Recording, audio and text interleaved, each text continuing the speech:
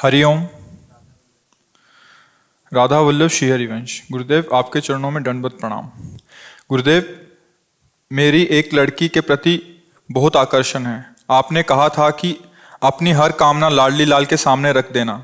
मैंने ऐसा ही किया, परंतु इच्छा ना पूरी होती है और ना ही उसका राग नष्ट होता है। उल्टा कई बार भगवत चिंतन के बीच में उसका चिंतन होता है। हमारी बात हो तो हर्ष होता बेटा है। अगर माँ से कहे कि हमें संखिया पिला दे तो मैं पिला देगी क्या? तो संख्या तो मांग रहे हो। अनंत जन्मों से भोगते चले आए, अभी भोग की तृष्णा है। अरे मांगते कि लाडली जो आपके चरणों का प्रेम हो जाए, आपका निरंतर भजन हो। क्या मांग रहे हो? कितने दिन उसका शरीर जिएगा, कितने दिन तुम्हारा शरीर जिएगा? ये कोई मांग है? ये कोई मांग है? नारद जी ने कहा मैं ब्याह करना चाहता था, क्यों नहीं ब्याह करने दिया? ठाकुर जी ने कहा जिसको मैं अधिक प्यार करता हूँ तो उसे, जो मेरी माया बाधा पहुँचाती है उससे मैं मुक्त करता हूँ। मैं तुम्हें बहुत प्यार करता हूँ, तुम निरंतर भजन करते हो। यदि मैं तुम्हारा ऐसा संयोग बना देता तो तुम फंस जाते और मुझे भूल जाते तो पता नहीं कितने कल्प मेरी माया में भटकते। आंसू आ गए नारद जी के कि मैं आपकी बात को न समझने के कारण आपको शाप दे दिया, क्योंकि समर्थ भगवान के प्रेमी भक्त हैं। जैसा मैं स्त्री वियोग से दुखित हूँ ऐसा तुम भी हो। तो भगवान राम अवतार लेकर उसी शाप का अनुमोदन करते हैं। हाय हे खग, हे मृग, हे मधुकर्षिणी, ऐसा विलाप करते हैं। ये मनुष्य जीवन स्त्री मांगने के लिए मिला है क्या? पुरुष मांगने के लिए मिला है क्या? अरे उनको मांगो जिसके मांगने के बाद मांग मिट जाए। उससे क्या तृप्ति हो जाएगी क्या? जिनके ब्याह हो गए, वो कृतकृत्य हो गए हैं क्या? वो बोलते हैं अब कछुनाथ न चाहिए मोरे क्या? अंतिम में उनको भी यही सोच आती कि जो मिलना चाहिए वो नहीं मिला, जो खोजना चाहिए वो नहीं खोजा। तो जो कुछ मिलना होगा तुम्हारे बिना मांगे मिल जाएगा। मांगने की जरूरत थोड़ी है। मांगो तो ये मांगो कि आपके चरणों में भक्ति हो जाए। कैसी भी परिस्थिति में हूँ प्रभु, मैं आपको भूलूँ नहीं। ये मेरा जीवन व्यर्थ न जाए। नाथ, मैं अपने जीवन को आपके चरणों में समर्पित करता हूँ। आप देख लो, जो अच्छा लगे सो कर देना। जो ऐसा लगे कि मेरा आपसे संबंध हट जाएगा, आपसे भजन कभी पूरा मत करना मेरे मांगने पर भी। ये तो रही बात तुम्हारी। ये क्या बात है कि वो मेरी मांग पूरी नहीं कर रहे हैं? वो सब समझते हैं, वो ज्ञान विज्ञान के समुद्र हैं, उनके आश्रित रहो। राधा राधा राधा, जो होगा वही मंगल होगा, अमंगल हो नहीं सकता, क्योंकि प्रभु मंगल भवन है। राधा राधा राधा। सच्चे मार्ग के पथिक बनो तो संसार अपने आप आपको घेर लेगा। माधव का भजन करो तो माया घेर लेगी। माया का भजन करोगे ना माधव मिलेगी ना माया मिलेगी। ये बहुत चंचल चपल माया भगवान की है। इसलिए जीवन केवल भोगों के लिए नहीं मिला। बहुत जीव भोग रहे हैं, बहुत जन्म भोगे आए हो। अगर नहीं मिलता है तो अहोभाग्य में मिल जाता है तो आपकी लीला। भजन करो गृहस्थी बन करके। नहीं मिलता है तो धैर्यपूर्वक रहो, किसी और की तरफ आंख मत उठाओ, प्रभु की तरफ देखो। क्या व्यवस्था करते हैं, आनंद में रहोगे। समझ रहे हो कि नहीं? शास्त्र संयम से चलते तो कैसे मन की दशा होती। जब तक हमारे माता पिता पास नहीं कर देंगे तब तक हम कैसे किसी को स्वीकार कर सकते हैं? कम से कम उनको ये सौभाग्य तो दो जिन्होंने पैदा किया है, पालन पोषण किया है, तुम्हें दुलार करने के लिए अपने जीवन को मिट्टी में मिला दिया है। उनको ये भी सौभाग्य। तुम ही फाइनल कर लोगे सब। देखो ना आज का समय क्या हो रहा है। तुम कैसे बात कर सकते हो? हाँ, ये ठीक है कि आपके माता पिता हमारे माता पिता से मिले। हम भी प्रार्थना करेंगे, यदि हमारा आपका भाव बन रहा है तो माता पिता के चरणों में प्रार्थना करेंगे, दोनों राजी हो जाएंगे। वो बात अब बिना ब्याह के, बिना इन गुरुजनों के आदेश के, तो मुझे लगता है सब फिर बुद्धि भ्रष्ट होने वाली बातें हैं। जी। रवि जी, मध्य प्रदेश से। महाराज जी, आपके चरणों में कोटि कोटि प्रणाम। महाराज जी, हमारे पिताजी और सास ससुर और पत्नी कहते हैं कि भजन और वृंदावन वास करना था तो शादी क्यों की थी। अब हम उन्हें कैसे समझाएं कि कहीं तक मतलब वो लोक दृष्टि से सही कहते हैं। वृंदावन वास करना और भजन करना, इन दोनों में अंतर है। वृंदावन का आश्रय लेकर भजन करते हुए गृहस्थी में आचरण करो। गृहस्थी में वैराग्य प्रधान जीवन नहीं होना चाहिए। प्रवृत्ति है मार्ग। खूब कमाओ, परिवार का पोषण करो, नाम जप करो, आराम से कंठी बांधो, तिलक बांधो, थोड़ी देर पाठ कर लिया, दिन भर मेहनत की, राधा राधा राधा कि यदि पति पत्नी दोनों ने पाणी ग्रहण किया है एक दूसरे का, अगर आपका मन है कि धर्म से चलें, ब्रह्मचर्य से चलें, राग रहित होकर चलें, तो अपने साथी को तैयार करो प्यार के द्वारा। देखो, हम दोनों इतने दिनों में गृहस्थ धर्म का संयोग करेंगे, हम दोनों इतने दिनों में वृंदावन चलेंगे, हम दोनों इतनी देर भजन करें, फिर मेहनत करें, प्यार से चलो, एक को एक छोड़कर ये बात नहीं तो पाणी ग्रह वो थोड़ी समझ रही थी कि तुम भक्ति करोगे ब्याह करके। दोनों ने तो एक तो अपने को देखना है, भक्त वही है जहाँ कलह ना हो, अशांति ना हो, सब जगह शांति और प्रेम का व्यवहार बना रहे। तो ऐसा है, माता पिता के सामने तुम ऐसे लक्षण प्रकट करो, तुम एक संसारी आदमी हो, तुम ऐसे लक्षण प्रकट करो कि महाभागवत है हम, तो उनको तो भय लग ही जाएगा कि लड़का बच्चा ब्याह किया है, अब ये सब बाबा जी बन जाएगा वृंदावन जाकर, तो होगा क्या। तो तुम्हारे बाबा माता पिता क्या, सबके माता पिता को लगेगा कि अगर ये ऐसे चलेगा तो कैसे चलेगा। चतुराई इसी में है, वैसे ही रहो जैसे एक संसारी आदमी रहता है, अंदर से राधा राधा राधा। कभी आए, अनुमति ले ली घर वालों से, 1-2 दिन दर्शन कर गया जो भी, और जब रंग आ जाए कि अब कोई हमें भ्रष्ट नहीं कर सकता, आप कोई हमें डिगा नहीं, फिर तुम्हारे बस की बात नहीं। 5 वर्ष का बालक प्रहलाद हिरण्यकश्यप त्रिभुवनपति विरोध में खड़ा हो गया, कुछ नहीं बिगाड़ पाया। अब उस कोटि का रंग आने तो चुप रहो, पौधा है, धीरे धीरे उसको वृक्ष बनने दो, शांत रहो, गम में। सब राजी हैं, घर परिवार के यहाँ पे इसको से तो रह सकते हैं अभी। हाँ आराम से, आप परिवार को राजी करके, लड़ाई झगड़ा नहीं जी। अवध किशोर जी। गुरुदेव आपके चरणों में कोटि कोटि प्रणाम। गुरुदेव, इस नीच अदम पापी द्वारा गौ माता, गुरु व अन्य जीव संबंधी बहुत सारे पाप हुए हैं और दूसरे का धन की चोरी भी किया है, क्या इसके बाद भी मुझे लाडली जो अपनाएंगी? जरूर जरूर। अपिचेत्सु दुराचारो भजते माम अनन्य भाग, साधुरेव शमंतभ्यास सम्यक व्यवसितायशा। अंधेरे में कुछ भी गलती हो सकती है, अज्ञान अंधकार में जीव कुछ भी गलती कर सकता है, लेकिन जब जगा तब सावधान। अब लो नशानी अब ना नशई हूँ, आज तक जो गलती की हे हरि मैं आपकी शरण में हूँ, आपके सिवा मेरा कोई सहारा नहीं है। तो भगवान कहते हैं अहम तो हम सर्व पापेभ्यो मोक्षयिष्यामि मा शुचा। ये भगवान के वचन है, मैं तुम्हें समस्त पापों से मुक्त करूँ। बिल्कुल भय न करो, निर्भय हो जाओ पीछे के पापों से, और भगवान के आश्रित होकर आगे से कोई गलती मत करो, तो पीछे के सब नष्ट हो जाएंगे, आपको भगवत प्राप्ति निश्चित हो जाएगी यदि आप ऐसे चलोगे। तो हमारा मनुष्य जन्म केवल पापों के भोगने के लिए ही नहीं मिला है, पापों का नाश करके परमात्मा प्राप्ति के लिए मिला है। अगर केवल भोग बात होती तो परमात्मा प्राप्ति हो ही नहीं सकती थी, समझ रहे हो। खुला स्वतंत्रता है भगवत प्राप्ति के लिए। कितना भी बड़ा कोई पापी हो, कैसे भी भयानक पाप हो गए हों, एक बार हृदय से निश्चय कर ले कि मुझे भगवत प्राप्ति करनी, तो कर सकता है, समझ रहे। पर डुप्लीकेट नहीं, आज स्वीकार किया और कल फिर वही पाप, तो पुराना जुड़ जाएगा, फिर कनेक्शन वो और ये मिलके तुम्हें फिर ब्लास्ट कर देगा, नष्ट कर देगा। अब लो नशानी अब ना नशई हो, अब हो गया काम, अब कोई तुम्हें परास्त नहीं कर सकता, आगे बढ़ो, भगवत प्राप्ति निश्चित।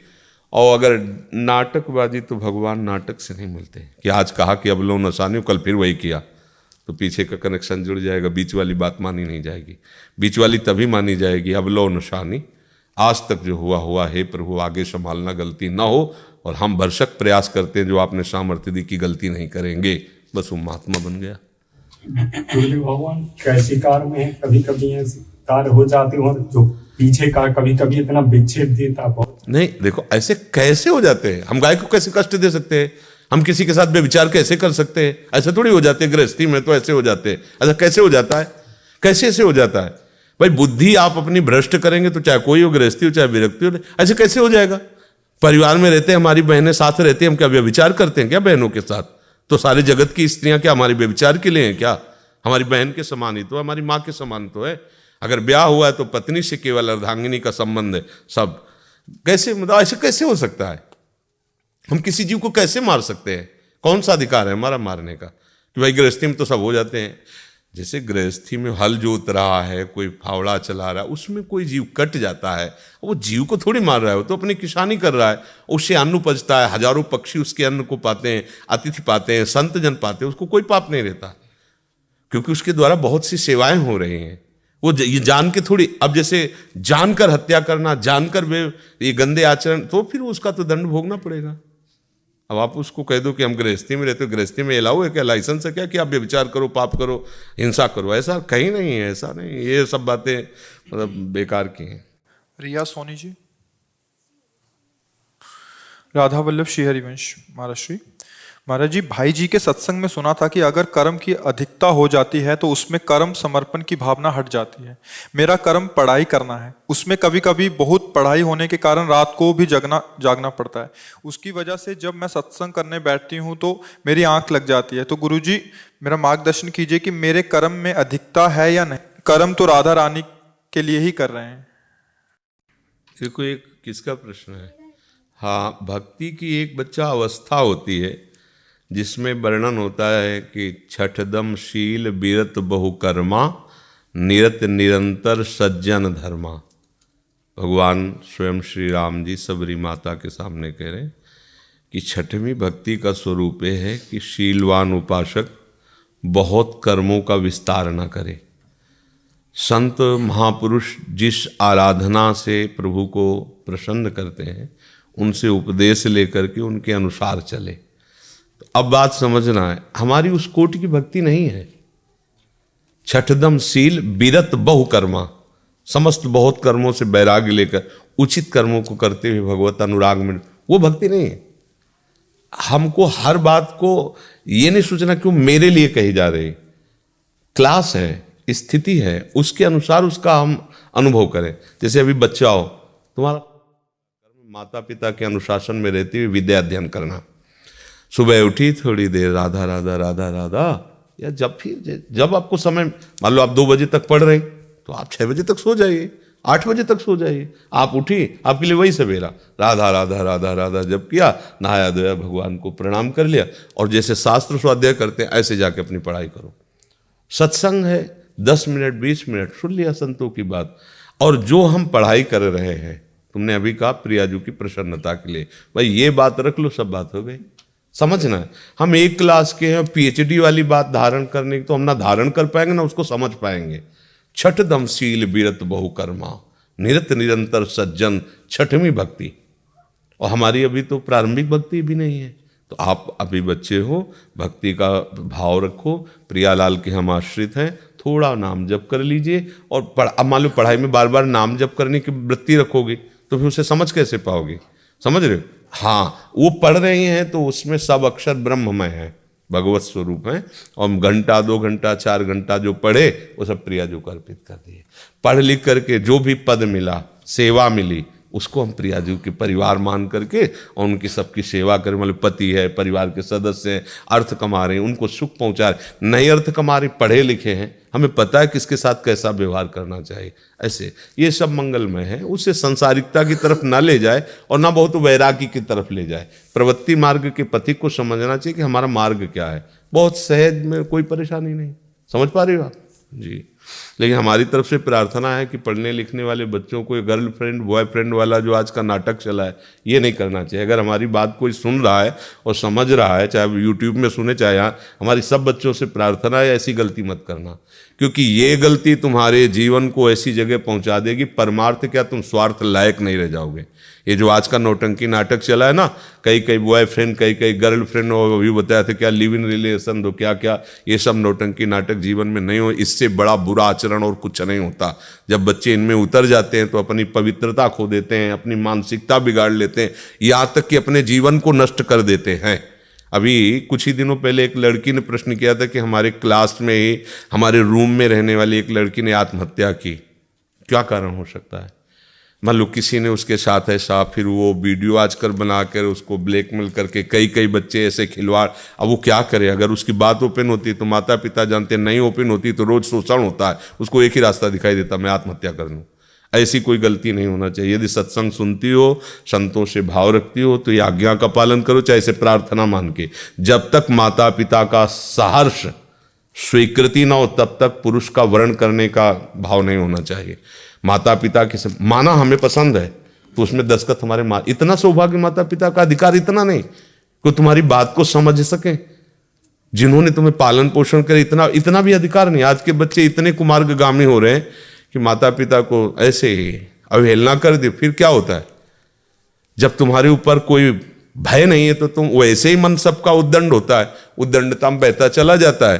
अच्छा, जैसे तुम उद्दंडता कर रहे हो, सामने वाला उद्दंडता कर रहा है, सामने वाला तुम्हें प्यार का नाटक कर रहा है। प्यार तो है ही नहीं, बिना पवित्रता के प्यार नहीं होता। और यहाँ का प्यार अपवित्रता से ही प्रारंभ होता है, ये प्यार होता है। तो इसलिए हमें तो ये लगता है कि नए नए बच्चों को हमारी ये प्रार्थना जरूर सुननी चाहिए, जब तक माता पिता की अनुमति न हो, जब तक वो एक हमारे अंदर भाव ना देख लें, माता पिता संस्कार ना देख लें, तब तक हमको कभी कदम नहीं बढ़ाना चाहिए। ब्रह्मचर्य से रहना चाहिए, ब्याह हो जाए फिर गृहस्थी में जैसा संस्कार वैसे जाए, ये हमें बहुत सावधानी रहे। जो बच्चे अपनी बाल्यावस्था से यौवन अवस्था तक आदतें गंदी कर लेते हैं, वो ना गृहस्थी लायक रहते हैं ना भगवत मार्ग लायक रहते हैं, वो कूड़ा करकट हो जाते हैं, कूड़े की तरह उनकी जिंदगी हो जाती है।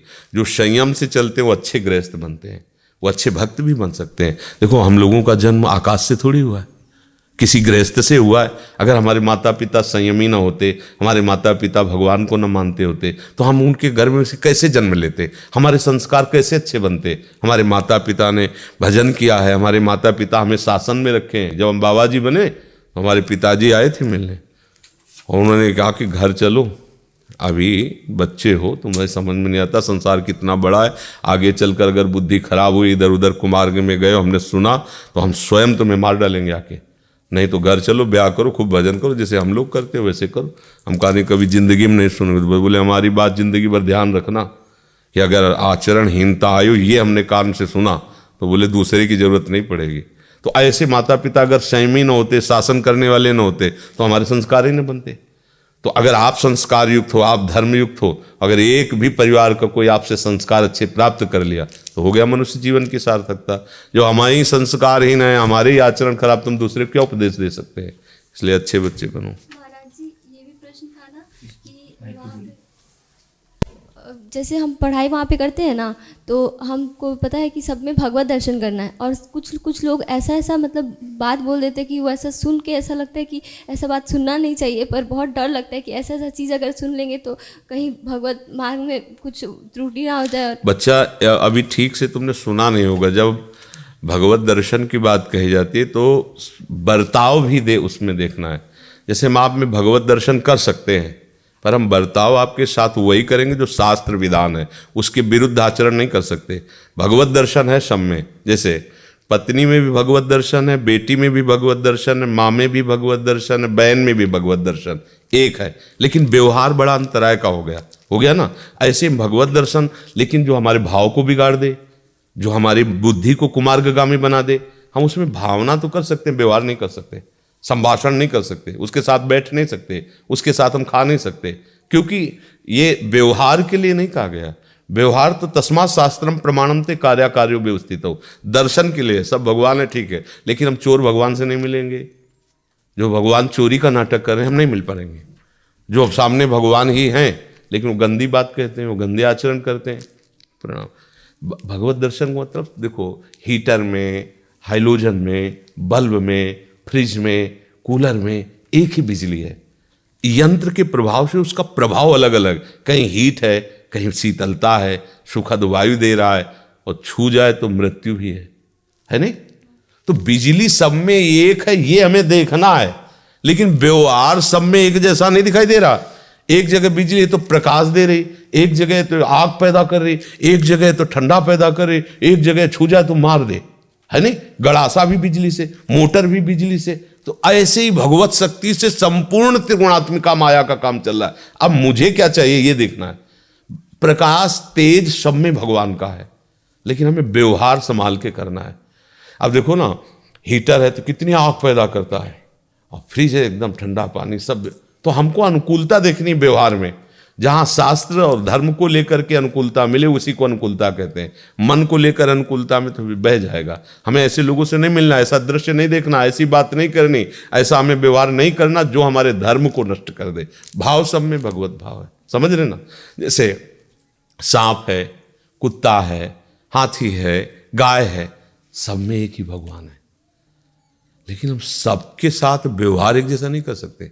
गाय को गोबर लेके घर में पोतते, उसको लीपते, गाय को हम माता की तरह आदर देते हैं। गाय की जो मूत्र है उसको भी औषधि की तरह लिया जाता है, बड़ा पवित्र माना जाता है, लेकिन और सब जीवों को तो नहीं ले सकते ना।